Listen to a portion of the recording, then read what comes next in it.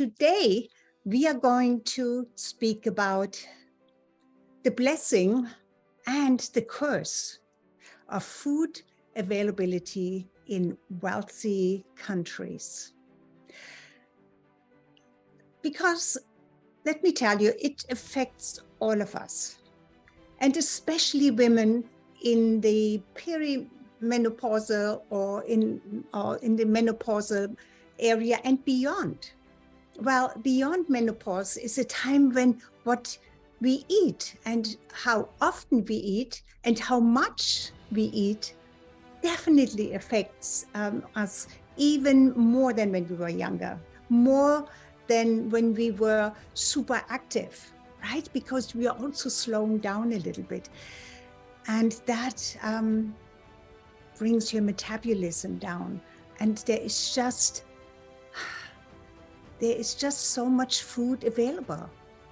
I want to share with you my opinion and my personal experience regarding my personal experience. And of course, since I'm a naturopathic doctor, I study all of this. I have studied all of this for a very, very, very long time. And when I was only 5 years old, my mother told me, both of my parents told me that I used to say, is this healthy? I have no idea. So I think my desire to be in harmony with nature, to be energetic and healthy was already in my cradle, or in my DNA rather. Okay, so that's why I want to share not only my what I have studied as a naturopathic doctor and nutritionist, but also my personal experience regarding how the unlimited availability of food around the clock has become a curse to some of us, to some people, rather than a blessing.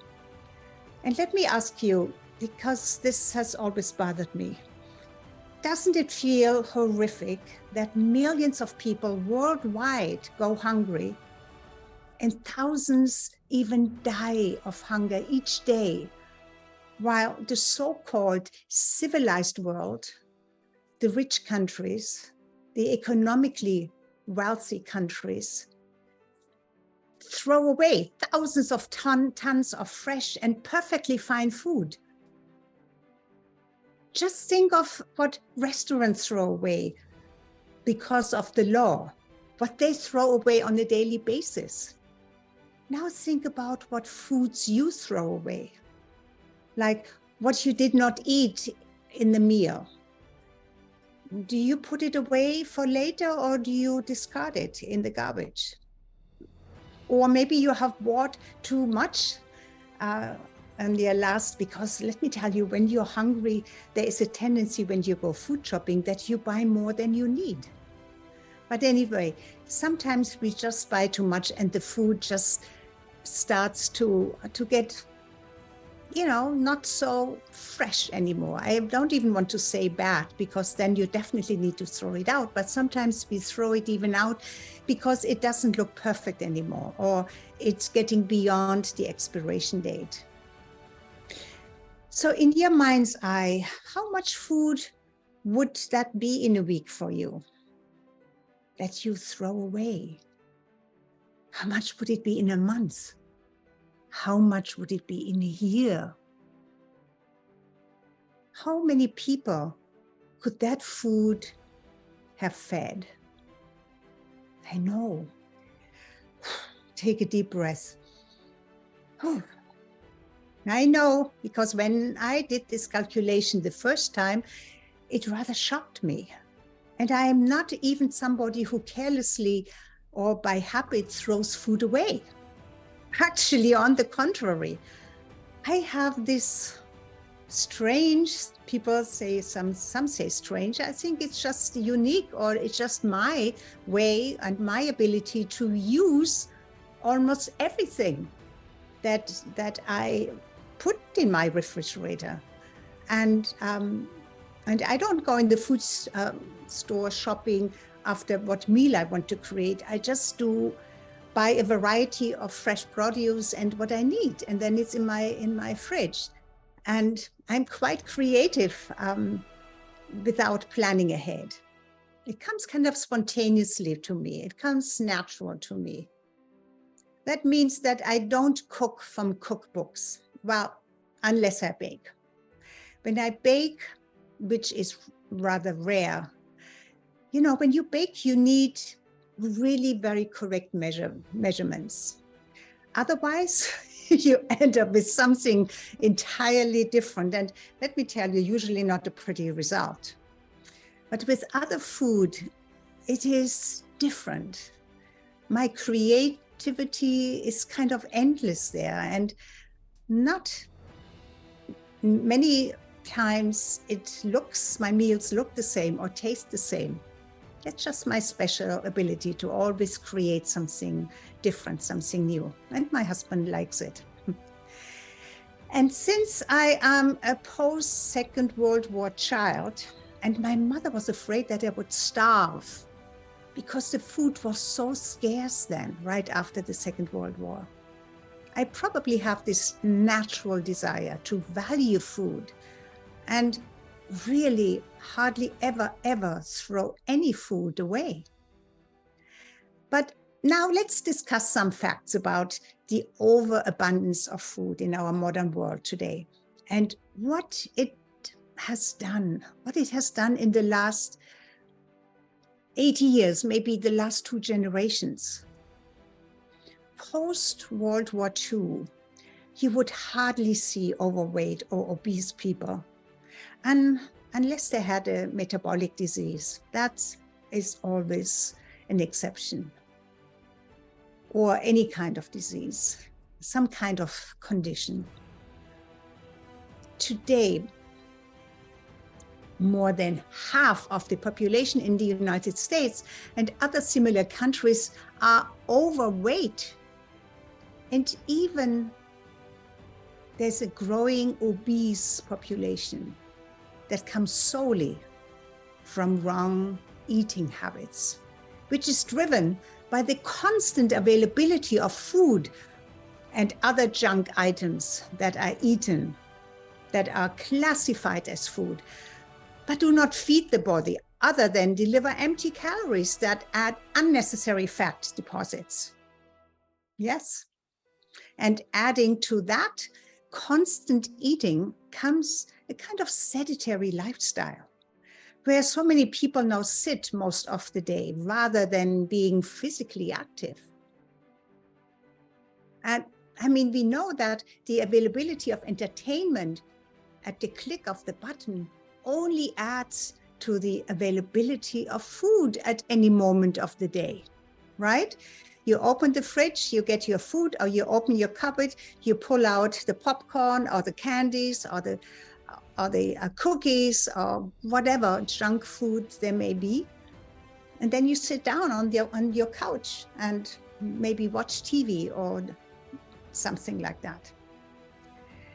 Food is not delivered as it used to be for millions of years ago.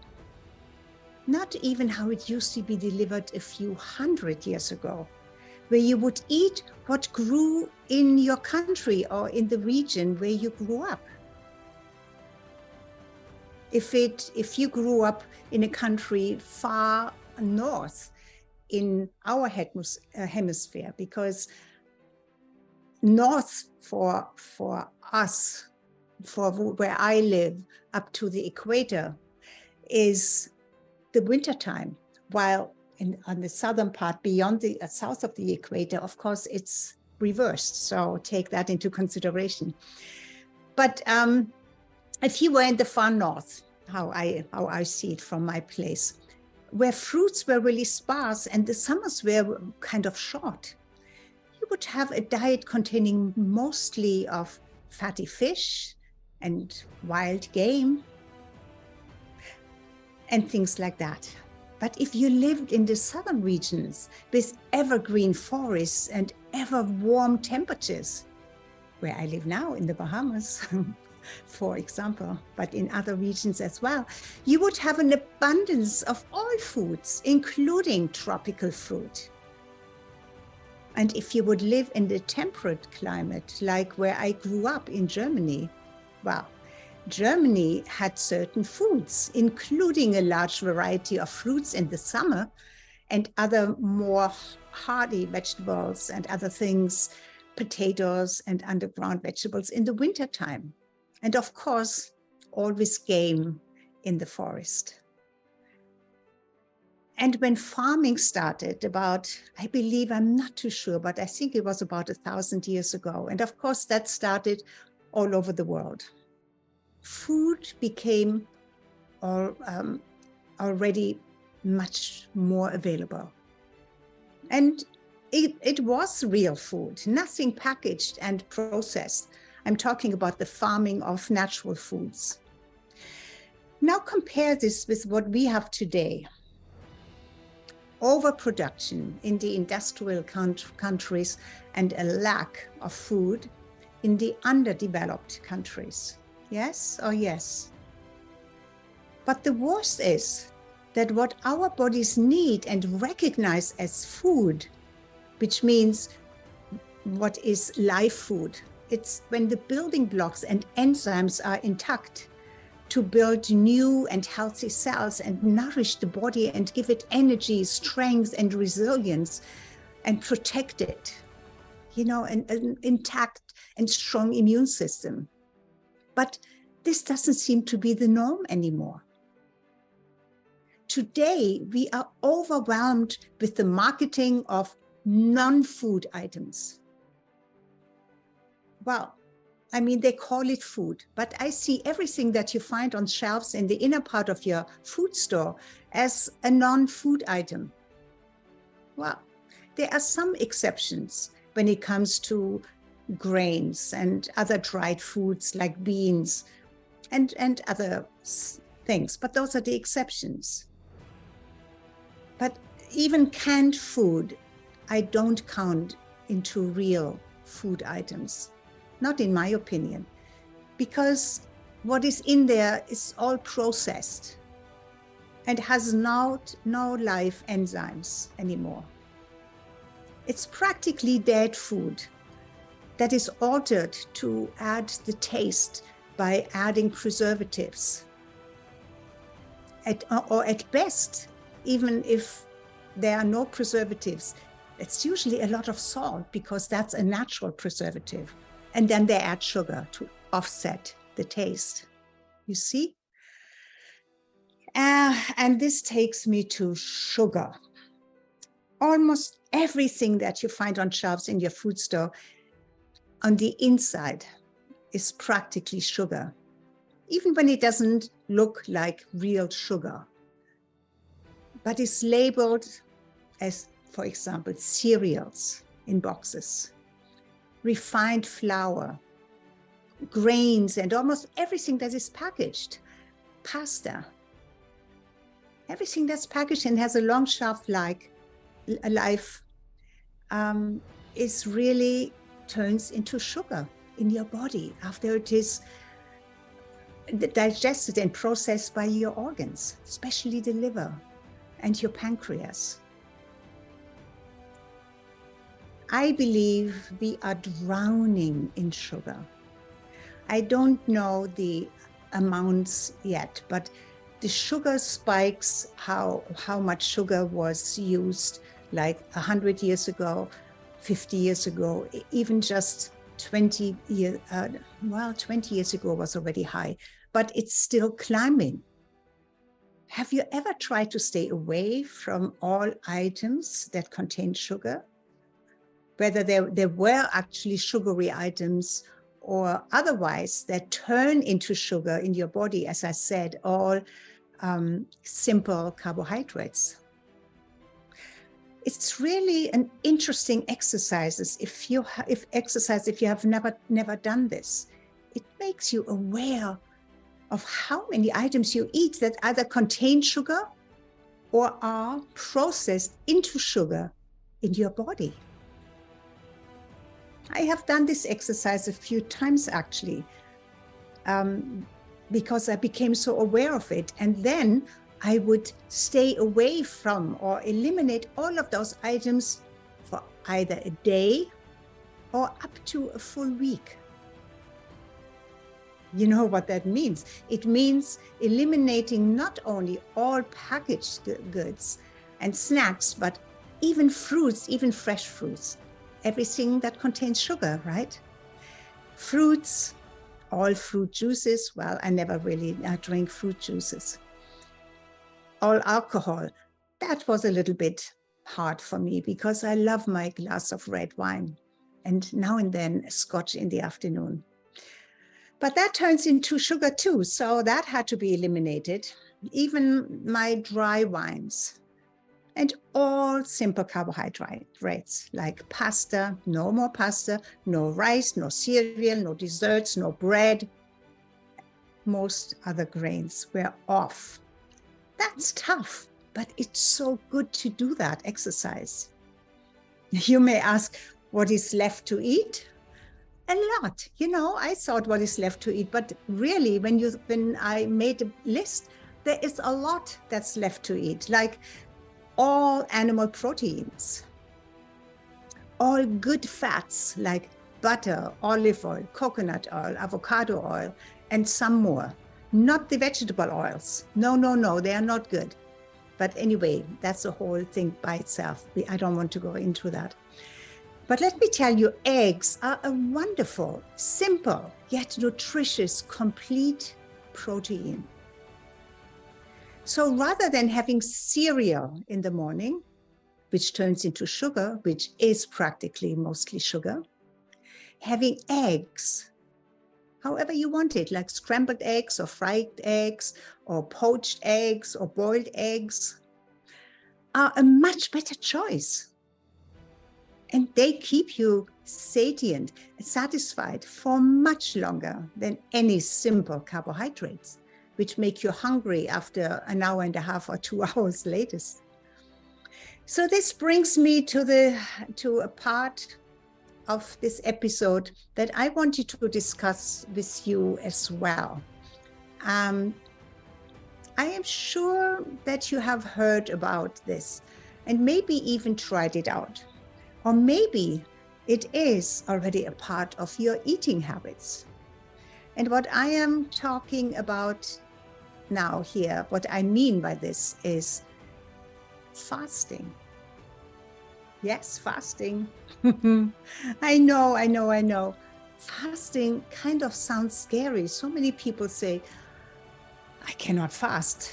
If I wake up in the morning and I don't eat something, I feel fainty. I feel I don't have energy. That's a myth. It's just that this is what you are used to. And of course, you train your body to do anything, and your body gets used to wanting certain things in a way. And let me tell you, the more sugar you eat, the more sugar you want. It becomes an addiction. And so it can also become an addiction to want to eat first thing in the morning. Now think about it. Our bodies are ancient, right? Did our ancestors wake up and eat? I don't think so.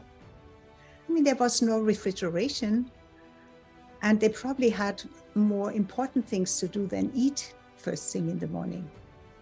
They probably had to tend to a lot of things, and the men get ready to go out to hunt for food. And the women maybe go out to gather berries and herbs and other edible food items. So fasting, they didn't see it as fasting. It was just a natural rhythm of life that in our overabundant economies and societies, we have lost that feeling for it. That's why fasting sounds scary to most people. When they think about fasting, hunger comes to mind. And who wants to be hungry, right? And yet, I don't know about you, if you are in one of these traditions, but so many traditions incorporate days or even whole periods of days, sometimes weeks, sometimes even a whole month of fasting into their disciplines. Well, for many religion, it is part of their faith, of their belief. And I remember, I have never done this. I've never fasted for a whole month or so. But I remember when I was a child and teenager, kind of on the cusp there, between 11 and 15, because I was in a boarding school that was part of a Catholic nunnery, the mother house of the Ursuline nuns. We were not trained to become nuns, but they had a very good educational system. And my parents put myself and my sister into this boarding school. It was tough, let me tell you. It was no fun. I felt it was a prison. But apart from daily church services that we had to attend, there was this one day a week, I think it was a Friday, I'm pretty sure it was a Friday, where we were fasting, not going totally without food, but we had only very limited and simple foods. Definitely no meat, no fish, no animal protein, no eggs, or any kind of something that was really satisfying. And of course, no desserts. But when you eat less, here's what happens. Your mind actually gets more acute. It sharpens. Therefore, in many spiritual traditions, there is a period of less food and more prayer, more meditation, or contemplation. There is also more gratitude for the food you eat. Especially after a period of fasting, you really start to appreciate food by itself and then the taste of food. And when you just stay away from sugar, oh my God, the next time you put something sugary in your mouth, you think it is, oh my God, it's too much, because you resensitize your taste buds, which is good because they were desensitized by so much of the sugary stuff.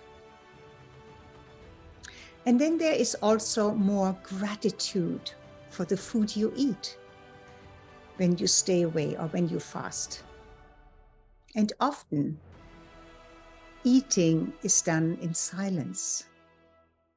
I found that when I went into a retreat, to a yoga retreat, and I found that very beautiful, very, very deeply satisfying.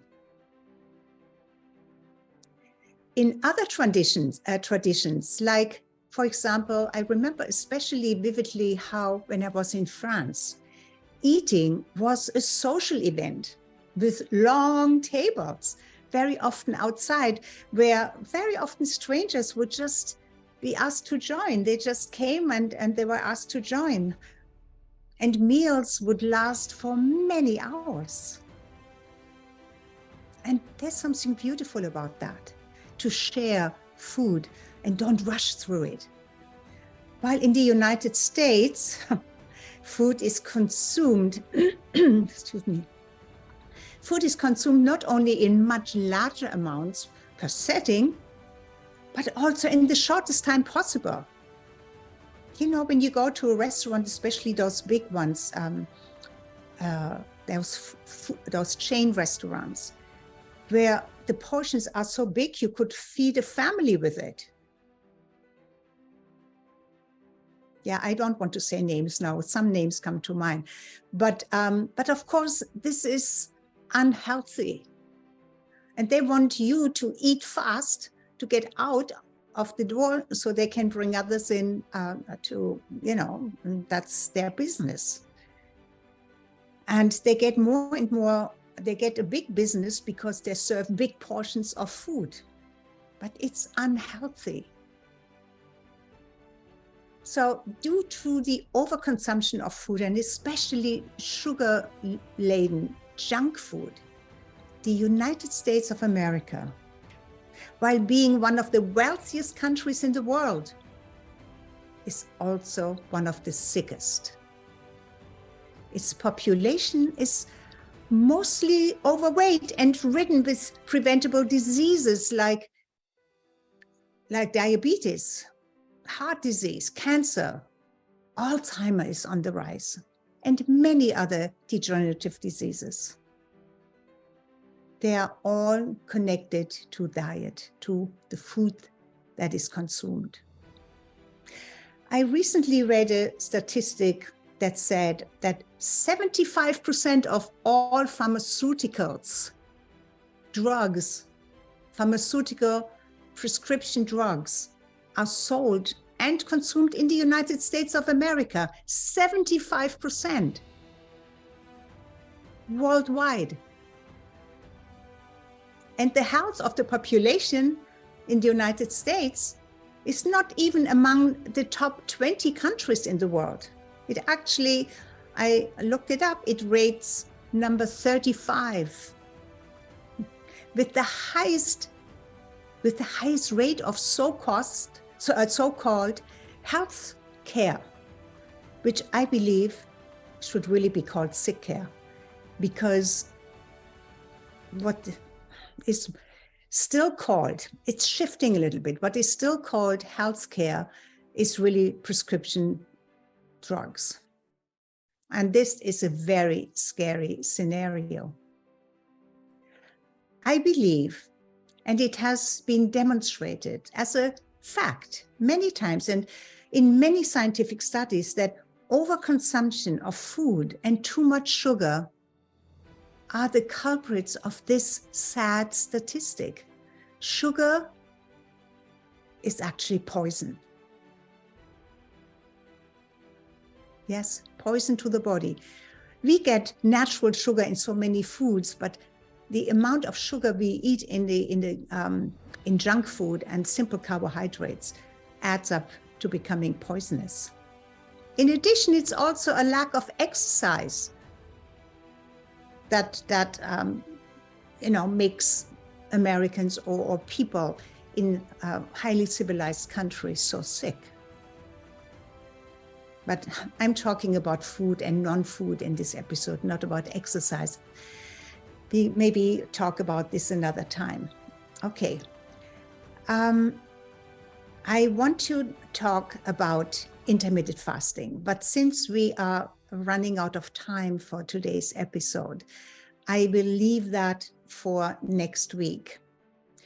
I want to, where I will share what I know and my own experience with intermittent fasting and the ketonic diet, the keto diet. Yes? Okay. So I believe that this is an important subject. So please join me next week. And I am so happy that you joined me in this episode and that you spent your precious time with me, because your time is precious, as is mine. But I hope that you got some golden nuggets out of that, some thinking about, and maybe create some changes. Yes, that would be the best results from this episode that you can do for you, and that can give me a little bit of a satisfaction, because I want to share tips that really make a difference in your life, that elevate your health, that elevate your self-confidence, that elevate your entire life. Yes? Okay, so come back next time when we go into what fasting can look like. And this is it for today. Bye-bye for now.